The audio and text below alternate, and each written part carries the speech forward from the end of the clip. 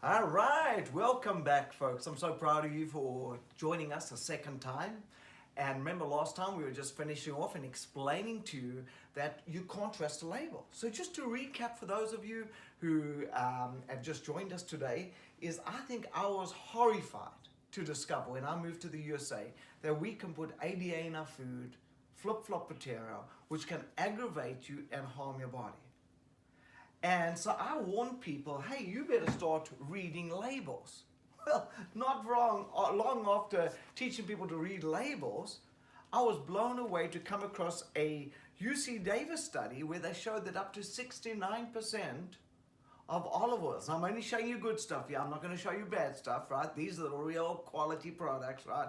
And if you can find Bragg or organic stuff, you really want to get hold of it. But anyway, what really shocked me is that up to 69% of olive oils, what was on the label, the imported extra virgin ones, wasn't in the product. It was fake labeling. And I'm starting to say, come on. If I buy olive oil, I want to know I'm buying olive oil. As a matter of fact, what really shocked me is when they discovered that up to 80% of the honeys out there, what was on the label was not actually honey. You know? So the label said honey, but when they checked the ingredients, it was a man-made ingredient inside there. There could have been high fructose corn syrup, or it could have been sugar beets or something like it. It had no pollen in. So when you're buying food, don't you want to know that what's on the labels in the product?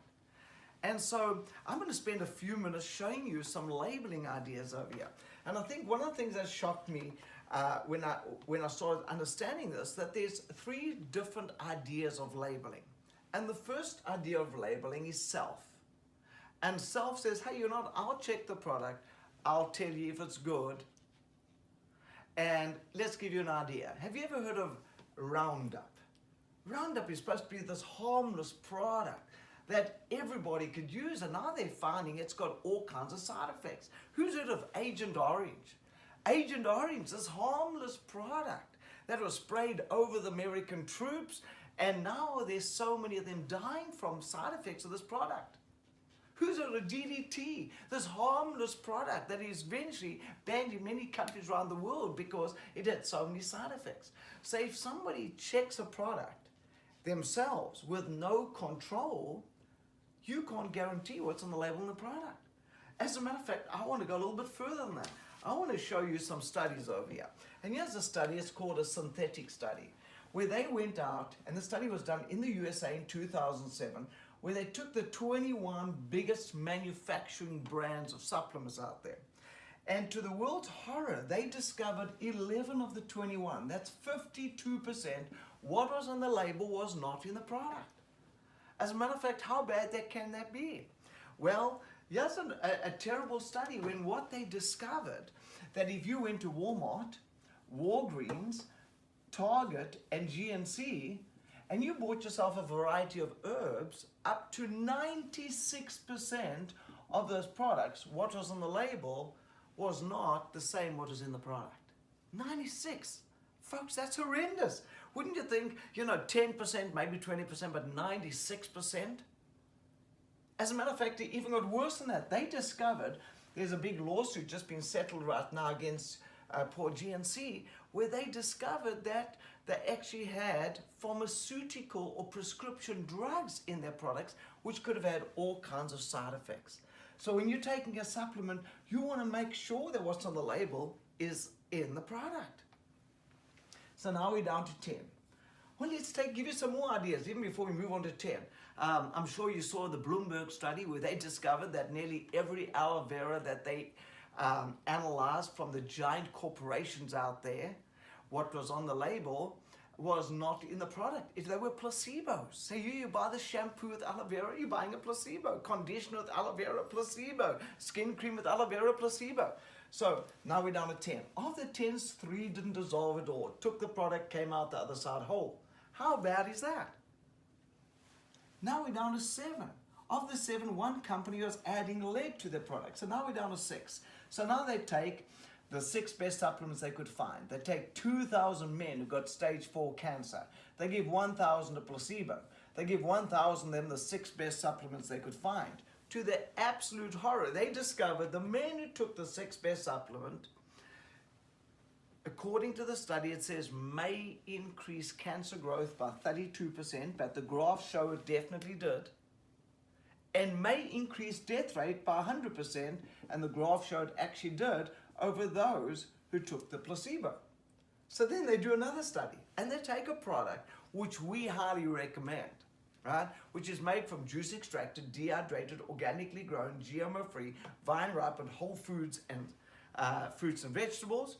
And they take this product, and guess what happened? They discovered that it can actually slow down your antioxidants in your body by 44%, that it can boost your immune system by 37%, which to me is mind-boggling. Imagine being able to boost your immune system to fight every known disease on planet Earth by 37%. That to me is the most incredible thing that you could imagine. So if somebody ever offers you a supplement, there's a few questions to ask them. Number one, does it have a seal of accountability? And the seals, you need to learn these seals. You should put them on your iPhone. And so the first one is self. That's got no seal really. The next one is third party. That has got, and with a third party one, you should be getting at least 80% what's on the label in the product. Self-control, you should be getting at least 20% what's on the labels in the product. And if it's pharmaceutically controlled, if you buy antibiotics or something, that is pharmaceutically controlled. That means what's on the label has to be in the product. If you're buying penicillin, it has to be pharmaceutically controlled. So pharmaceutically controlled has to be about 100% what's on the label in the product. And let me tell you, when I'm looking for a seal, I'm trying to find a pharmaceutically controlled seal. A whole food that's pharmaceutically controlled. That is what I'm looking for. So remember, there's three systems out there. Self, you should be getting at least 20%. Third party, you should be getting at least 80%. Pharmaceutically controlled, you should be getting about 100%. And the seals out there are really available for anybody, and there are many, many seals, and the person who showed you this DVD will actually show those seals out there. Now, the next thing I want to show you is when you're looking for supplements. So number one, can you trust the label? Number two, is it made from whole food? This is vital. If it's not made from whole human food, I wouldn't take a product. This is vital. You want to make sure that when you take a product into your body, that it's not going to have side effects. It's not made from some synthetic chemical, turpentine, petroleum, rocks, or metal or something like that.